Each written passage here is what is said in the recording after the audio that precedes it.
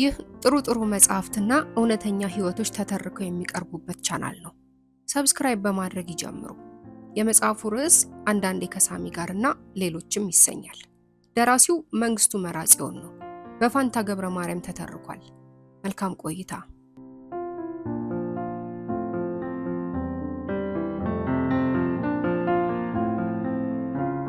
እነ ሉሲ ቤት ስደርስ ብው ብሎ ነበር መርቅነው የጠበቁኝ።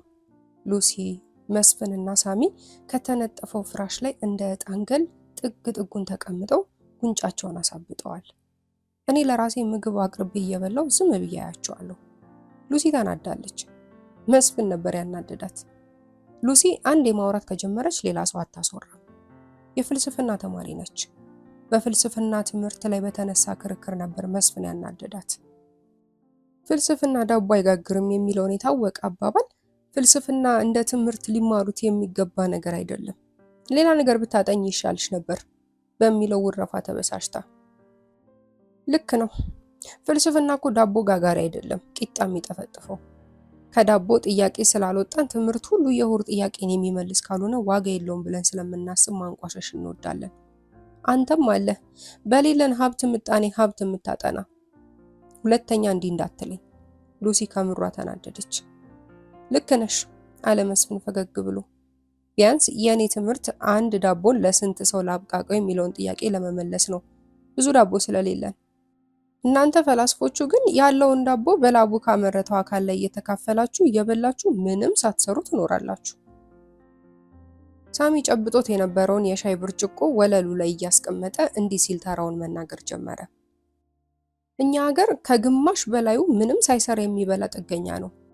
ይህችን ሀገር ተሸክሟት ያሉት የፈረደባቸው ደሃ ገበሬና ጥቂት ባለሙያዎች ናቸው። ጦርነት መጣ ሄዶ የሚማገደው ገበሬው፣ ሁለት እንክብል የወባ ኪኒን አጥቶ ልጆቹን ለሞት የሚገብረው ደሃ ገበሬ፣ ረሃብ መጣ ቢባል እንደ ቅጠል የሚረግፈው ደሃ ገበሬና ልጆቹ። ልብ በሉ እስኪ፣ ከዚህ በላይ ሀገርን መሸከም ማለት ምን ማለት ነው? እንደኔና እንደናንተ አይኖቹ ለዚህ ሀገር የሚያበረክተው ድርሻ በማንኪያ የሚሰፈር እንኳን አይሆንም። ከተሚዎች አፈር መሽተት አንወድም። ከአፈር ያልተዛመደ ስራ ሁሉ አየር ላይ ያለ ነው፣ ስር የለውም። እስኪ ከዚህ ምድር ላይ ከአፈር ያልሆነ ከአፈር የማይበላ በመጨረሻም አፈር የማትበላው አንድ ነገር ስጡኝ። ወርቅ ከአፈር፣ ነዳጅ ዘይት ከአፈር፣ ሰው ከአፈር። የሁሉም ነገር ምንጩ አፈር ባይሆንም ሁሉም ነገር ግን ከአፈር ነው። አፈር ያልሸተተ ብልጽግና ወይም ሀብት መሰረት የለውም። በእርግጥ ሰው ሁሉ ደብተርና እርሳሱን ወርውሮ በሬ ጠምዶ ይረስ እያልኩ አይደለም፣ ግን ቢያንስ የሚበላውን ያህል ይስራ። በእኔ ግምት ለአንድ ሀገር እድገት ዜጋው ሁሉ የተማረ ይሁን ብዬ አልልም። ሀገርን ለማልማት ጥቂት የተማሩ ሰዎች በቂ ናቸው፣ ጥቂት እርሾ ሊጡን ያቦካ እንዲሉ። ነገሩ እየከረረ ሄደ። እኔም ከሶፋው ወንበር ተነስቼ የሱሬን ቁልፍና ዚፕ አላለሁና ከሉሲ ጎን ፍራሹ ላይ ቁጭ አልኩኝ። ትንሽ ትሞክሪያለሽ አለችኝ። ሉሲ ቀንጥሳ የያዘችውን ቅጠል ወደ እኔ እየዘረጋች። አይ አልኩ እጇን እየገፋው። ልቤ ግን በጣም ፈልጓል። እስከ ዛሬ በፍጹም አድርጌው የማላቀውን ነገር ለምን ዛሬ እንዲህ እንደተፈተንኩ አልገባኝም። ሞክሪው ትንሽ በለውዝ አለችኝ። ልቤ መከፈሉ የገባት ሉሲ ቀንበጥ የሞላ እጇን ወደ እኔ ዘርግታ ትንሽ ከእጇ ላይ ቆንጥሬ ስፈራ ስቸር ወደ አፌ ከተትኩት። ትንሽ ቆይቼ እንደገና፣ አሁንም እንደገና። ቀስ በቀስ ደስ የሚል ስሜት ሁለመናዬን እየወረረኝ መጣ።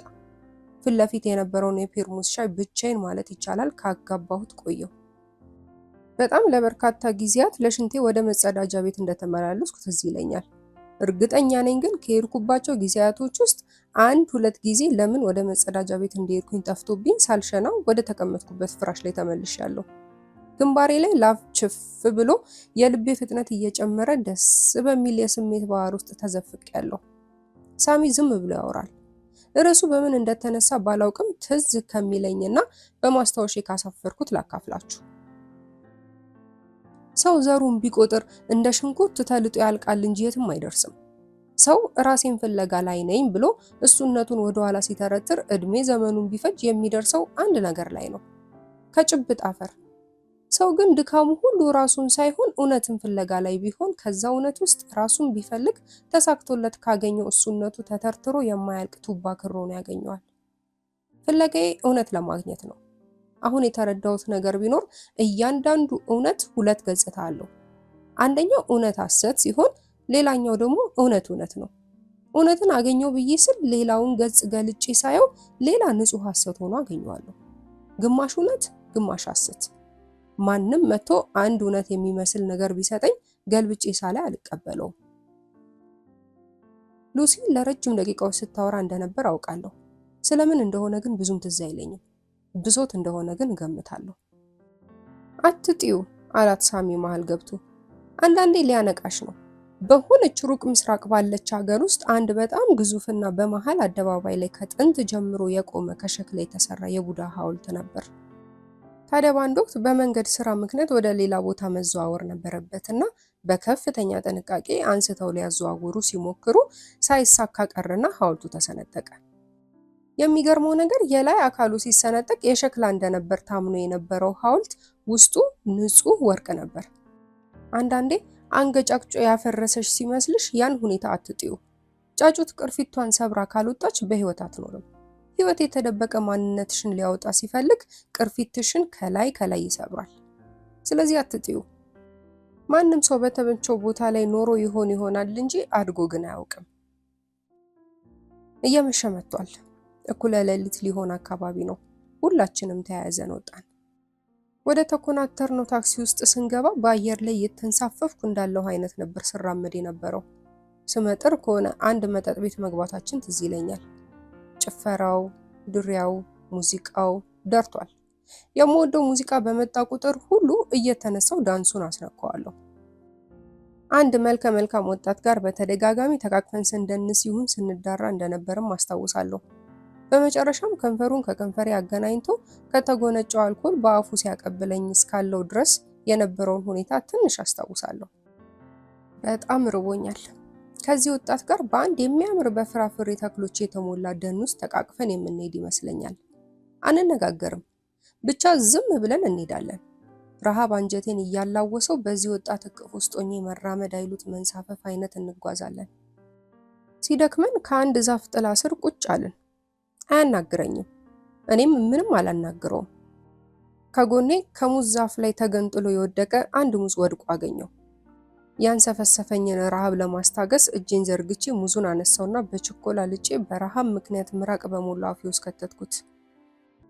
ረሃቤ ጋብ እንዳለ ውሃ ጥምና ሙቀት አሰቃየኝ። ካቀፈኝ ወጣት ክንድ ራሴን አላቅቄ ፊት ለፊቴ ከሚታየኝ ከገደል አፋፍ ላይ ከሚወርድ ፏፏቴ ከጠጣው በኋላ ልብሶቼን አውላልቄ ከፏፏቴው ስር የቆምኩ ይመስለኛል።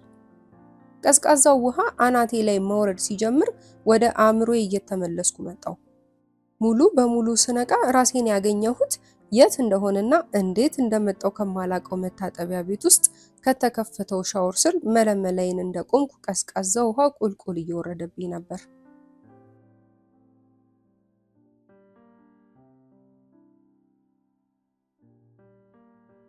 ከመታጠቢያ ቤቱ ፎጣ አገልድሜ እንደወጣው የክፍሉ በር ተንኳኳና በቀስታ ተከፈተ። ሌሊት አብሮኝ የነበረው መልከ መልካም ወጣት ፈገግ ብሎ እያየኝ ወደ ውስጥ ገባና በሩን ከኋላው ዘጋው። ተርፈሻል አለኝ፣ ሁለት እጆቹን ወገቡ ላይ አድርጎ እየሳቀ። በጣም ደስ የምትይ ልጅ ነሽ አለና እንደገና በሳቅ ፈረሰ። ግራ ግብት እንዳለኝ ፈዝዤ እያየሁት ሳለ እጁን ወደፊት ለሰላምታ ዘርግቶ በድጋሚ እንተዋወቅ፣ ማርቆስ እባላለሁ። በደንብ ያልደረቀ መዳፌን ወደ ታች አንጠልጥዬ ክንዴን አስጨበጥኩት። በይ ለማንኛውም ለባብሺና ነኝ፣ ከሬስቶራንት ውስጥ ጠብቅሻለሁ። ከመኝታው ራስጌ ካለው ኮሞዲኖ ውስጥ የስልክ ቻርጀር አወጣና እየጠቀለለ እታች ነኝ ብሎኝ በሩን ከኋላው ዘግቶት ከክፍሉ ወጣ። ልብሶቼ ጠረናቸው አስጠላኝ። ራሴን እንደ ንጹህ ቆጥሬ የቆሸሸውን መልበስ ቀፈፈኝ። አማራጭ አልነበረኝም። ለባብሼ ስወርድ ከአንድ ጥግ ላይ ቁጭ ብሎ አገኘሁት። ወንበር ሳበና አስቀመጠኝ። ሳይርብሽ አልቀረም በጣም አልኩት። እኔም ርቦኛል፣ እስክትነሽ እየጠበቅኩ ነበር፣ አብረን እንብላ። አፌ ክው ብሎ ድርቅ ብሏል። ጠረጴዛው ላይ ነጭ ናፕኪን ተሽጦበት የተቀመጠውን ብርጭቆ ሳብ አድርጌ ከውሃው ልካፈልህ ብዬ ፈቃዱንም ሳልጠብቅ ወደ ብርጭቆ ማንቆርቆር ጀመርኩ። የታዘዘው ምግብ እስኪደርስ ድረስ ብዙ አወራን። ባህር ማዶ ትምህርት ላይ እንዳለና አሁን ለእረፍት እንደመጣ ብዙም እንደማይቆይና ተመልሶ እንደሚሄድ እንዳላገባ ከሳሚ ጋር በዩኒቨርሲቲ እያሉ አንድ ዶርም ውስጥ እንደነበሩ አጫወተኝ። ሳሚን ታውቀዋለህ ማለት ነው አልኩት። በጣም እንጂ፣ በጣም ብሩህ አእምሮ ያለው ልጅ ነው። ሰቃያችን ነበር። ከተመረቅም በኋላ ግን ብዙም ተገናኝተን አናውቅም። ትላንት ግን ድንገት ሳገኘው ደስ አለኝ። አንቺ ስታብጂ ከቅርብ ርቀት ሆኖ ይከታተልሽ ነበር። ጆሮውን ለእኔ ሰጥቶ አይኑን አንቺ ላይ ሳያነሳ ነበር የሚያወራኝ። ጓደኛው መስለሽኝ ነበር እንዳሉንሽ ነገረኝ። ጓደኛውማ ነኝ አልኩት የቀረበልኝን ምግብ ጎርሼ ላንቄን እየለበለበኝ። አይኖ ፍቅረኛ ማለቴ ነው አለ። ምን ነበር የሆንኩት ማታ? በጉጉት ጠየቅኩት። ያልሆንሽውን ጠይቅኝ አለኝ እየሳቀ። አታስታውሹ? እስከ ምን ድረስ ታስታውሻለሽ አለኝ። አንተ ግን ለምንድን ነው አልኮል ያጠጣኸኝ አልኩት የጨበጥኩትን ሹካ ከምግቡ ላይ ቁጭ አድርጌ እያፈጠጥኩበት። እኔ አይደለሁም አንቺ ነሽ ያጠጣሽኝ። እኔና ሳሚ ወደ ነበርንበት መጣሽ። አንቺ ብርጭቆዬን ብላ አንዲት ንዴተኛ ልጅ ተከትላሽ መጣች። ልትቀበልሽ ስትታገል ውስጡ ያለውን ከመደፋት የተረፈውን መጠጥ በትንፋሽ ጨለጥሽው። ብርጭቆ ተሰበረ። ቀጠልሽና ከኔ ጋር መደነስ ጀመርሽ። ትንሽ ቆይተሽ እጄን እየጎተትሽ ወደ ደጅ ይዘሽኝ ወጣሽ። ማንም ስሙኝ በማያውቀው ሁኔታ ጨመጨምሺ ነው የሚባለው። እስኪ በቃሽ ሳምሺ አለና በሳቅ ፈረሰ። ከዛስ አልኩት ለመስማት ተጣድፌ። ማስመለስ ጀመርሽ አለኝ እየሳቀ። ካንተ ጋርስ እንዴት ላድር ቻልኩ? እሱን ሳሚን ጠይቂው አለኝ አሁንም እየሳቀ። እሺ ካንተ ጋር ሳድር ምን አደረኩ? ከመሳሳም የዘለለ። ከት ብሎ ረጅም ሳቅ ሳቀና ምንም አለኝ። ብዙ ከተጨዋወትን በኋላ ለመውጣት ስነሳ ስልኬን ሄጄ ማምጣት እንዳለብኝ ትዝ አለኝ። ወዴት ነሽ? ልሸኝሽ እችላለሁ አለኝ። ወደ ቤት ነው የሚሄደው፣ ግን ከዛ በፊት ሰው ማግኘት አለብኝ አልኩት።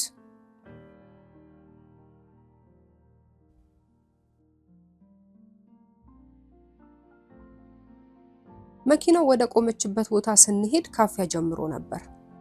ምቹና ዘመናዊ በሆነችው መኪና ስልኬን ለማምጣት ሲሄድ ስፈስ ማለት ይሻላል ለአፍታም ቢሆን ከታክሲው ግፊያና ከመንገድ ላይ የኔ ቢጤ ንትረካ ከውርጭና ከካፊያው አርቆና ከልሎ ዘመናዊ መኪናው በምቾት ሲያቆየኝ መድረሻዬ እንዲረዝም ተመኘው።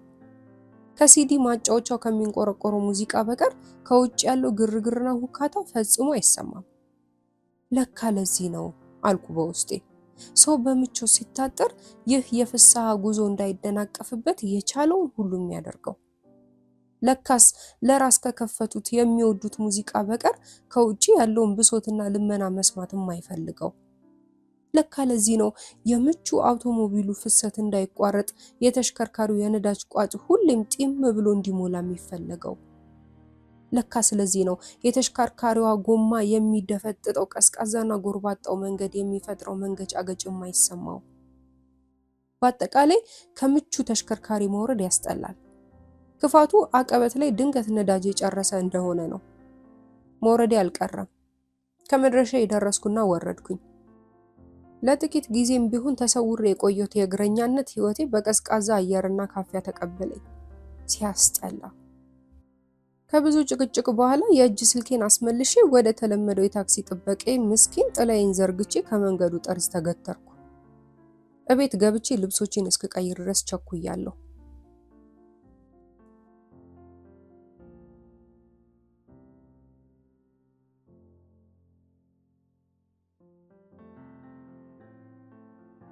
ለአንድ ሳምንት ያህል ስልኬን አልከፈትኩትም።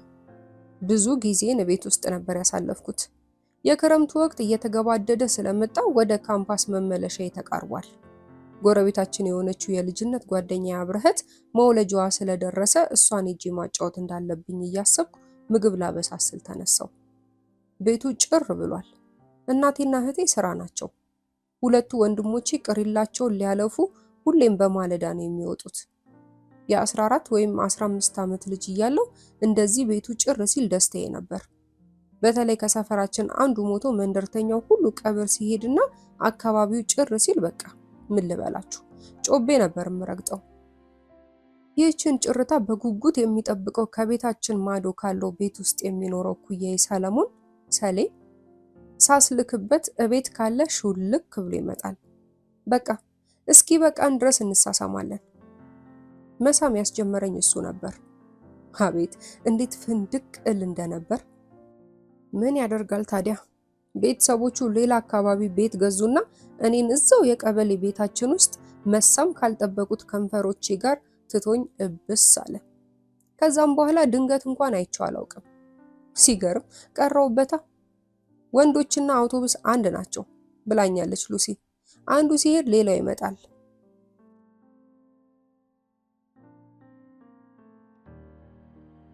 አንተ ግን ምን አይነት ሰው ነህ አልኩትም ባየተናነቀኝ። ያለ ማቋረጥ ይስቃል። ሳቁን ሲጨርስ ምን አጠፋው አለኝ። እንደተለመደው ሊያቅፍና ሰላም ሊለኝ እጁን አንከርፍፎ ስገፋው ታገለኝና አንቆ ይዞ እንደወትሮ ጉንጬን ሳመኝ። አለቀስኩ። ክፉ ነህ። ብትወደኝ ኖሮ እንደዛ እስከምሆን ድረስ ዝም አትለኝም ነበር። ካጠገቤ ወንበር ስቦ ቁጭ አለና እንዲህ ሲል ያወራኝ ጀመር። የ7 ወይም የ8 ዓመት ልጅ እያለሁ ቤታችን ውስጥ ለዓመት በዓል የሚጠመቀውን ጠላ ከግማሽ በላይ የሚሆነውን ጠጥቼ የምጨርሰው እኔ ነበርኩ። ተደብቄ ነው ታዲያ። አንድ ቀን እንደ ልማዴ ከቤታችን ጀርባ በወተት ጣሳ ደብቄ ያስቀመጥኩትን ተደብቄ ስጠጣ አባቴ ከየት መጣ ሳልለው እጅ ከፍንጅ ያዘኝ። በድንጋጤ ብዙም ያልጠጣሁለት ጠላ ከእጅ አመለጠኝ። እጄን ግጥም አድርጎ ይዞ እናቴ የነበረችበት ክፍል ወሰደኝ። ልጅሽ አድቋል፣ እንኳን ደስ አለሽ። ለካ በሶስተኛው ቀን ቅራሪ የምትሰጪኝ እዚህ ከይሲ ውስጥ እየተገለበጠ ነው። በይ አሁን 2 ብርጭቆና ጠላ ይዘሽልኝ ነይ፣ አምሮቱን ላስወጣለት እያለ ሳሎን ይዞኝ ገብቶ ቁጭ በል አለኝና እናቴንም ሳይጠብቅ ራሱ ገብቶ ብርጭቆዎችና ጠላ ይዞ መጥቶ ለሁለታችንም እየቀዳ ለምን በቆርቆሮ መልኩን እያዩት ነው እንጂ ጠላን መጠጣት አለና በልኩ ያስጠጣ። እኔ ስደግም ትደግማለህ፣ እኔ ሳላቆም በቃኝ ብትል ጀርባህን ነው ማተለው አለኝና የራሱን ብርጭቆ በትንፋሽ አጋባው። ፍርሃትና ግራ መጋባት እንዳነቀኝ አይኖቼ ተጎልጉሎ እንደወጡ ብርጭቆውን በሁለት የሚንቀጠቀጡ እጆቼ አንስቼ 1-2 ትንፋሽ ወስጄ አጋባሁት። ሁለተኛውን ለኔና ለሱ ሲቀዳ ድንገት እናቴ መጣ። ምን ጉር ነው ማየው ብላ እየጮኸች ወደኔ ስትንደረደር ከመሃል አባቴ ቀለባትና አርፈሽ ቁጭ በይ ሲል አንባረቀባት። አባቴን እንደ ጉድ የምትፈራው እናቴ እጆቿን አናቷ ላይ አድርጋ ራቅ ብላ ቆመች። ባለሙያ እናት አለህ አይደል? ጥሩ ጠላ አይደል? በል ተናገር እንጂ አለና ሞልቶ የሚፈሰውን ብርጭቆ በግድ አስጨበጠኝ።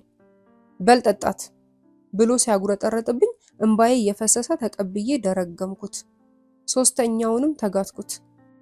4ኛውን ሲቀዳልኝ አላስችል ያላት እናቴ ድምጿ በንዴትና ሐዘን ታንቆ ልትገለው ነው እንዴ ብላ ዳግም ወደኔ ተንደረደረች። አሁንም መሃል ገብቶ ገታትና ከእርሷ ጋር እየታገለ ጠጣ አለኛ ፍጦብኝ። አንስቼ መጠጣት እንደጀመርኩ ሰማይ ምድሩ ዞረብኝ። በዛ እድሜ ያው ሁሉ መጠጥ በአናቱ ከደሜ ሲዋሃድ እጅግ ብዙ ነበር። ትንሽ ቆይቶ በእግሮቼ ለመቆም ስታገል እግሮቼ የት እንዳሉ ጠፉብኝ። በአንድ ጊዜ ባፍና ባፍንጬ ማስመለስ ጀመርኩ። ከዚህ በኋላ የሆነውን አላስታውስም። የእናቴ ጩኸት ብቻ ጆሮዬ ላይ ከሩቅ ቦታ እንደሚመጣ ድምፅ ሆኖ ይሰማኝ ነበር። ለ2 ቀናት ያህል ክፉኛ ታመምኩ። ለብዙ ቀናት ያህል ግን ሰውነቴ ይንቀጠቀጥ ነበር። ከዛች ዕለት ጀምሮ የመጠጥ ሽታ ሲሸተኝ ወደ ላይ ይለኛል። ወይኔ ልጄን፣ ወይኔ ልጄን፣ ልጄን የሚለው የእናቴ የለቅሶ ሙሾ ነፍሴን ይረብሸኛል። በዚህ ምክንያት ነበር መጠጥ የጠላሁት። ላለፉት 2 አስርት ዓመታት በላይ የአልኮል መጠጥ የሚባል በአፌ ዞሮ አያውቅም። እያደኩ ሲሄድ አንድ ነገር የገባኝ ሰዎች ስንባል የምንከለከለው ነገር ላይ ያለን ፍላጎት በእጥፍ ይጨምራል። በልጅነቴ በድብቅ የተጠናወተኝን የአልኮል ሱስ አባቴ በአደባባይ አፋታኝ። በእርግጥ ይህ መንገድ ለሁሉ አይሰራ ይሆናል፣ እኔን ግን ታድጎኛል አለኝና ሲጋራውን ለኮሰ። አየሽ አለኝ ሲጋራውን በረጅም ትንፋሽ ስቦ፣ ባለፈው ሳይሽ የሆነ ነገር አንብቤብሽ ነበር። ከምን እንደመጣ ባላውቅም ብቻ ተቅበጥብጠሽ ነበር እና ሉሱ ቤት ሆነን ጀምሮ በደንብ ስከታተልሽ ነበር። እዛ ጭፈራ ቤት ሄደን መጠጣት ስትጀምሪ ደስ ነው ያለኝ። ጀመረሽ ብትታዩ ኖሮ እኔ ራሴ ጎትጉቼ እስክትሰክሪ አጠጣሽ ነበር። ደግነቱ ስራ አቀለልሽልኝና ጋባዥም አልፈለግሽ። አሁን በጸጸት እየተገረፍሽ ነው። እፍረት ውጦሻል። ከዚህ በኋላ ተመልሰሽ እንደማትጠጪ እርግጠኛ መሆን እችላለሁ። ምናልባት ተመልሰሽ ብታደርጊው ኢዲየት መሆንሽን እመኚ። ያፈረበትን ነገር ተመልሶ የሚያደርግ ሰው ኢዲየት ይባላል። በአማርኛ ምን እንደሚባል እኔ እንጃ አለኝ። እሺ ለምን ከማላውቀው ሰው ጋር እንዳድር ጥለኸኝ ሄድክ? በፍጹም ከልጁ አልላቀቅም አልሽ። ያላደረኩት ያልሞከርኩት ነገር አልነበረም። አሸነፍሽ። ኪሴ ውስጥ ያለን ገንዘብ አራግፌ እዛው ፎቅ ላይ ካለው ክፍል ያስኩልሽ እኔ ነበርኩኝ። እነ ሉሲስ አልኩት አይኑን እያየው። ሉሲ ምን ውስጥ እንደገባች አላውቅም። ቀደም ብላን የጠፋችብኝ። መስፍን በጊዜ ተጠናቆ ነው የገባው። አሁን ባክሽ 100 ብር ካለሽ ስጭኝና ልሂድ አለና እያፋሸከ እጁን ዘረጋ። ጨርስልኝ እንጂ እንዴ! ከዛስ? ወይ ጉድ! ለእናትሽ ጊዜ የለኝም። ኦልሞስት ነክቶ ነበርና በቃ ሲደክመኝ በቃ እኔ ልሂድ ማዘርን ቤተክርስቲያን ማድረስ አለብኝ ብዬ ለማርቆስ አደራ ሰጥቼሽ ከነ ልብስሽ ከተጋደምሽበት አልጋ ላይ ጥዬሽ ሄድኩኝ። ማርቆስ ደግሞ ጨዋ ልጅ ስለሆነ ምንም እንደማትሆኚ አምኜ ነበር። ጨዋም ባይሆን አንቺ ችግር የለብሽም። በይ አሁን ብሩን ስጪኝ። ቁርሴን እየጎረጎርኩ ያሉኝን ብሮች ሰብስቤ ጠረጴዛው ላይ ያደረኳቸው። ድፍን 50 ብር፣ አንድ 10 ብር እና 3 አንዳንድ ብሮች። ያለኝ ይሄ ነው አልኩት። ፈልጊ ባክሽ አለኝ 50 እና 10 ብር ኖቶቹን አንስቶ። አትጨማለቅ። የ10 ብር ኖቱን መልሶ ገፋ አደረገልኝና 50ውን ብር ወሰደ። በይ ቻው ሰካራ አለኝና ጃኬቱን ትከሻው ላይ አድርጎ እየሳቀ ጥሎኝ ሄደ።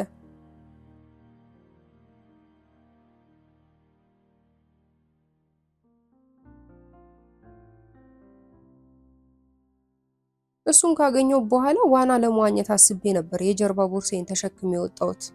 በምን ይዋኛለሁ? ብሬን ይዞት ሄደ። አእምሮዬ ውስጥ ብዙ ጥያቄዎች ተመላለሱብኝ። መቼ ነው ልብሴን ያወለኩት?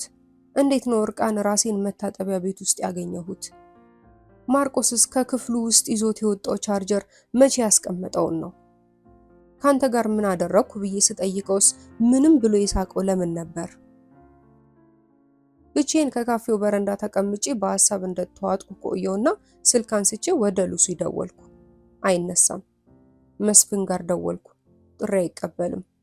ሳሚ ጥሎኝ ሄዷል። ደጋግሜ ብደውል ጓደኞቼን በስልክ ማግኘት አልቻልኩም። ዓለም ሁሉ ያደመብኝ መሰለኝ። ሆድ ባሰኝ። ቦርሳዬን አንግቼ ወደ ቤቴ ለመመለስ ስነሳ ስልኬ ጠራ። ሉሲ ነበረች። ሄሎ ስል የሉሲ ሹል ምላስ በስልክ ውስጥ ጆሮዬን ወጋኝ። አንቺ ሰካራ!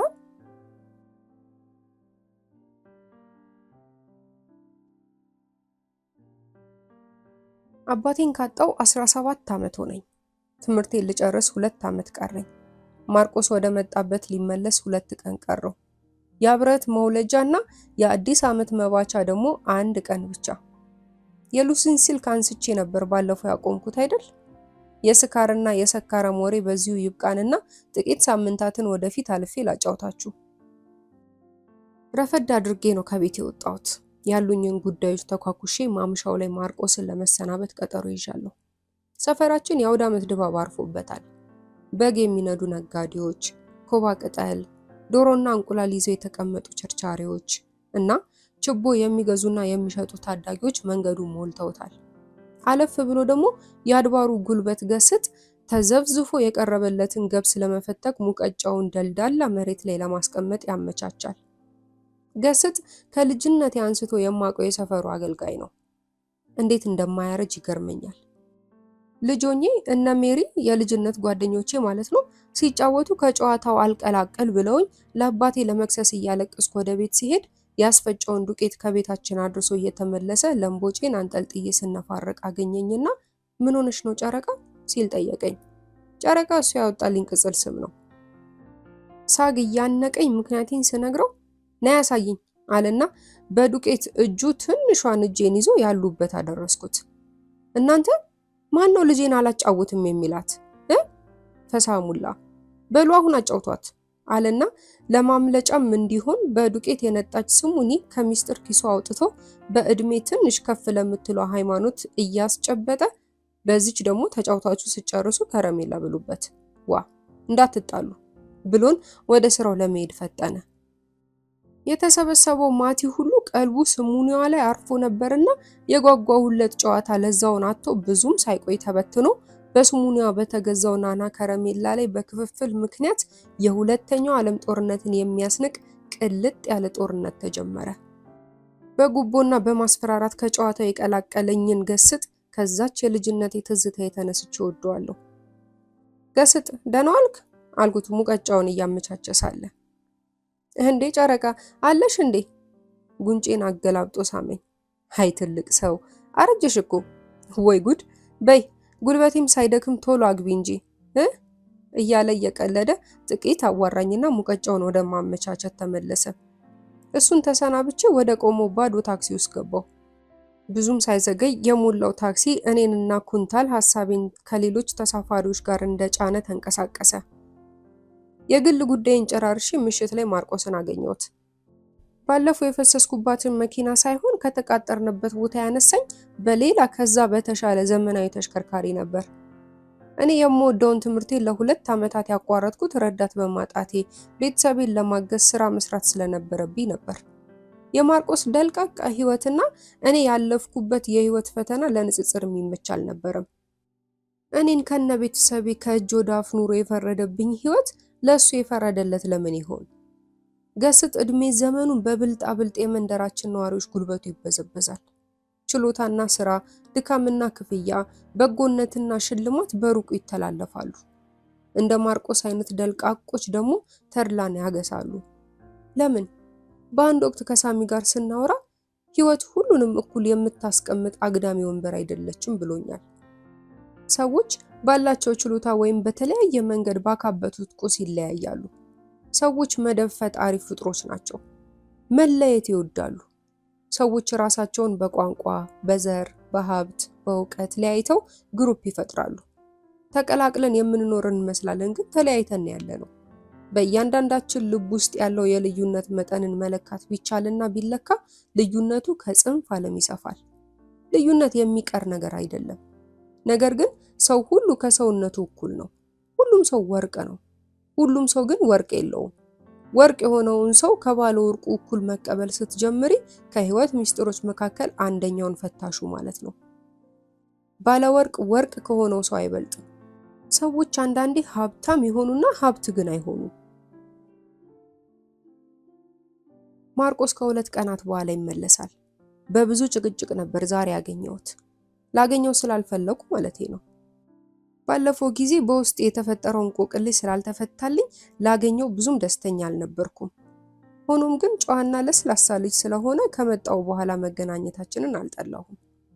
አያያዙ በጊዜ የሚለቀኝ ነገር አይደለም። ለማይቀረው ፍልሚያ ራሴን አዘጋጀው። መቼም እየደወልኩ ብጠይቅሽ ቅር አትሰኝም አለኝ ከሬስቶራንቱ ወተን መኪና ውስጥ ከፍቶ እያስገባኝ። መሽቷል።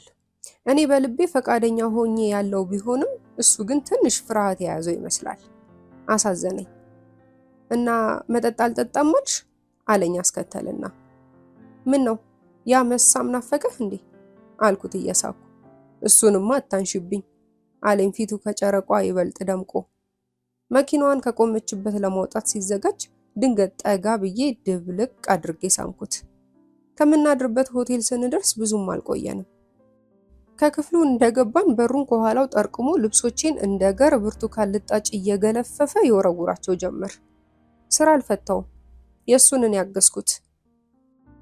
ከንፈሮቹን ከከንፈሬ አላቆ ወደ ኋላ ገፋ ሲያደርገኝ ሙሉ በሙሉ ከተንጣለለው ሰፊ መኝታ ላይ በጀርባ ተነጠፍኩ። ገስጥ ይመስለኛል። ሙቀጫውን መሬት ለማስያዝ እያደላደለ። ጨረቃ ነይ አግዥኝ እንጂ። ምን ላግዝህ ገስጥ?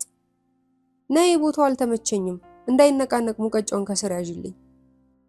እሺ ብዬ ይመስለኛል ቦርሳዬን ወረወርኩና ሙቀጫውን በሁለት እግሮቼ መሃል አስገብቼ በሁለት እግሮቼ ግጥም አድርጌ ያስኩለት። በብርቱ ክንዶቹ ዘነዘናውን አጥብቆ እንደያዘ የራሰውን ገብስ ያደባየው ጀመር። ድም ድም ድም። ደም ስሩ እንደተገታተረ ላቡ በግንባሩ ችፍ እንዳለ ፊቱን አጨፍግጎ ቀጠለ።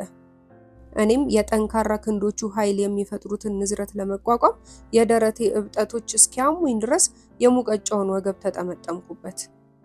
ኃይሉ እየበረታ ፍጥነቱ እየጨመረ ሲመጣ ላቡ እንደ ውሃ ይንቆረቆር ጀመር።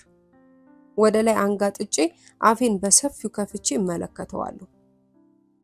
ድም ድም ድም። ቀስ በቀስ እጆቼ በድካም ሲዝሉ እቅፌን አላለሁ። ይሄ ልብ ያለው ገስጥም ጎበዝ ጨረቃ፣ ጎበዝ ልጅ አለኝ ፈገግ ብሎ ዘነዘናውን መዞ ላቡን ከግንባሩ ላይ በጣቶቹ ዝቆ እየፈነጠቀ።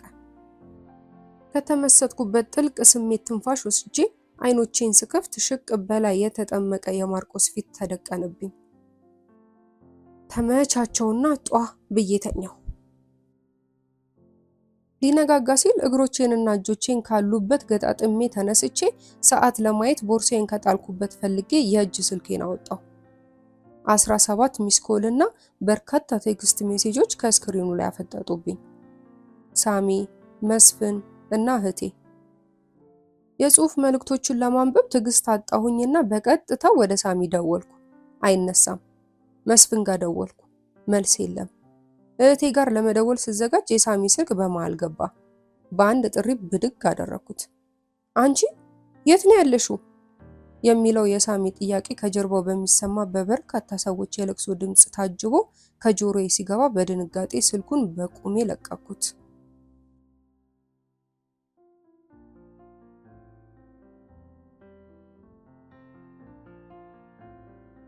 በአዲስ ዓመት ዕለት ከሰዓት በኋላ በድንገት ባረፉት የሉሲ እናት ቀብር ላይ ተገኘን።